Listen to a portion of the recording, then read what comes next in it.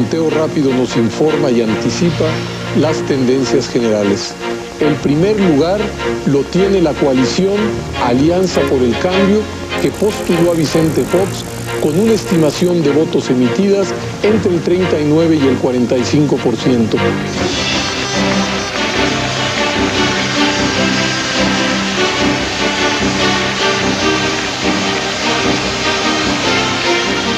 Justo ahora, el propio IFE nos ha comunicado a todos los mexicanos que cuenta ya con información ciertamente preliminar, pero suficiente y confiable para saber que el próximo presidente de la República será el licenciado Vicente Fox Quesada.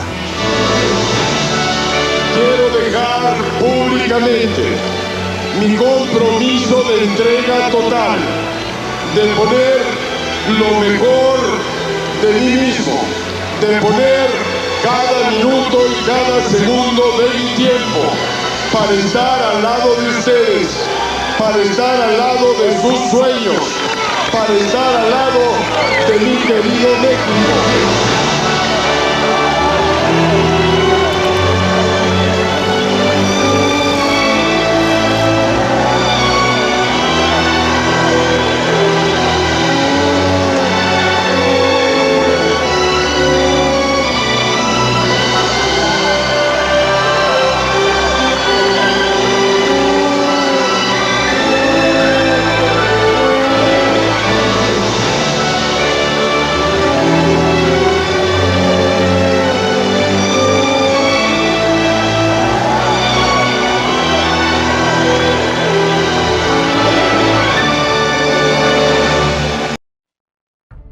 Ante el asombro de miles de ciudadanos en México y en otras partes del mundo, el 2 de julio del 2000, en un acto inédito, el entonces presidente Ernesto Zedillo reconoció públicamente el triunfo de un candidato de la oposición para ocupar el puesto que él dejaría en diciembre. Era un momento histórico para los mexicanos. El PRI perdía el poder presidencial después de ejercerlo durante 71 años de manera ininterrumpida. Incluso muchos hablaron de la muerte del dinosaurio. El candidato Vicente Fox Quesada, de la Alianza por el Cambio, conformada por el Partido Acción Nacional y el Partido Verde Ecologista de México, había ganado en las urnas. Sus innovaciones proselitistas, su estilo desenvuelto y su porte ranchero, un tanto ajeno a los formalismos de la política federal, convirtieron a este panista típico en el sucesor de Ernesto Zedillo. Al asumir la presidencia, Fox heredó de su antecesor, Ernesto Zedillo, una situación económica estabilizada tras la crisis de 1994 y 1995, y con un tratado de libre comercio con Estados Unidos y Canadá en vías de expansión. Los índices de crecimiento del 7% prometidos en campaña quedaron por debajo del 3% del promedio en todo el sexenio, a pesar de los altos precios del petróleo, los bajos tipos de interés de la Reserva Federal y el aumento de las remesas enviadas desde Estados Unidos por los inmigrantes. Pese a ganar las elecciones del año 2000, el PAN y el Partido Verde, aliado en aquella época, no lograron la mayoría en el Congreso. El presidente no pudo o no supo construir los acuerdos necesarios para reformar el sistema fiscal, para dar entrada a la inversión privada en el hermético sector de hidrocarburos y modificar la legislación laboral. Pasaron los 6 años y las reformas quedaron pendientes, al igual que las tremendas desigualdades en la distribución del ingreso. El hecho político de mayor importancia en el gobierno del presidente Vicente Fox es que se trataba de un gobierno débil en varios sentidos. Se comentaba que no ha podido poner en práctica el programa de reformas anunciado. No ha conseguido materializar casi ninguna de las promesas fundamentales de su campaña. Se ha mostrado incapaz de reactivar la economía. Carece de recursos políticos para controlar los conflictos sociales que comienzan a adquirir formas violentas cada vez con mayor frecuencia. Dicha debilidad obedece a varios factores: inexperiencia y falta de capacidad administrativa del equipo de gobierno. El resultado es una percepción social cada vez más negativa de la gestión del gobierno y descenso muy considerable en su popularidad. Es decir, un proceso de desencanto que contribuye a acentuar todavía más la debilidad porque resta apoyo social al presidente.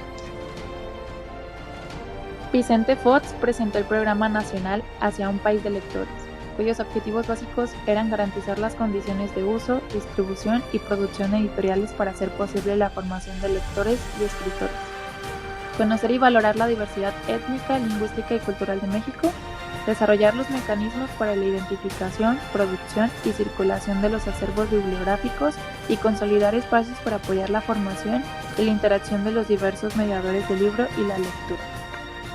Datos del primer informe de gobierno de Vicente Fox en el año 2001 indicaban que en México el índice de analfabetismo de personas mayores a 15 años era del 9.1% de una población de 100.3 millones y el promedio de escolaridad era de 7.7 años. En el año 2002 se reforma el artículo 3 constitucional, el cual establece la obligatoriedad de la educación preescolar, además de modificar el artículo 31 para establecer que es responsabilidad de los mexicanos hacer que sus hijos menores de 15 años acudan a las escuelas para recibir una educación de nivel básico. Durante el sexenio se realizaron reformas a los planes y programas de estudio de la Escuela Normal de Educadoras y de Educación Especial. Además, implementaron políticas sociales tales como becas a estudiantes de escasos recursos de nivel secundaria, primaria, preescolar, maternal y apoyo económico a familias marginadas. Por último, te presentamos algunos otros indicadores que sucedieron durante el sexenio de Vicente Fox. Se tuvo un promedio de crecimiento de 2.8%, distante del 7% ofrecido. En el año 2004, México ocupaba el 10º lugar en la economía mundial. Para 2006 ocupaba el 14º lugar. Ni un solo año la planeación de su equipo económico correspondió a la realidad. Se tuvo un déficit presupuestario promedio de menos 2.27%, lo cual lo convierte en un sexenio perdido en términos de crecimiento y desarrollo económico. Los ingresos tributarios pasaron de ser del 69.7% del total de ingresos al 59.7%. En el sexenio no hubo campañas de prevención de enfermedades.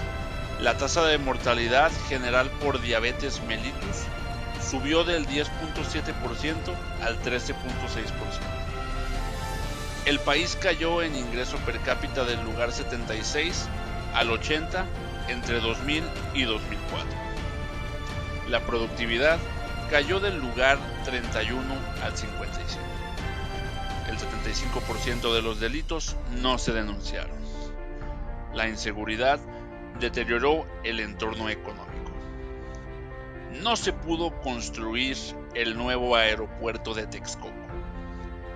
Entre 2001 y 2006 se tuvieron excedentes acumulados por 719,000 millones de pesos que no se aprovecharon y se canalizó el 90% al gasto corriente. Planeó darle el 1% del PIB a ciencia y tecnología y solo le dio el 0.33%. En el año 2006, la población económicamente activa fue de 43 millones de personas. 3 millones de ellos eran niños que trabajan y al menos un tercio de este grupo tenían entre 12 y 14 años.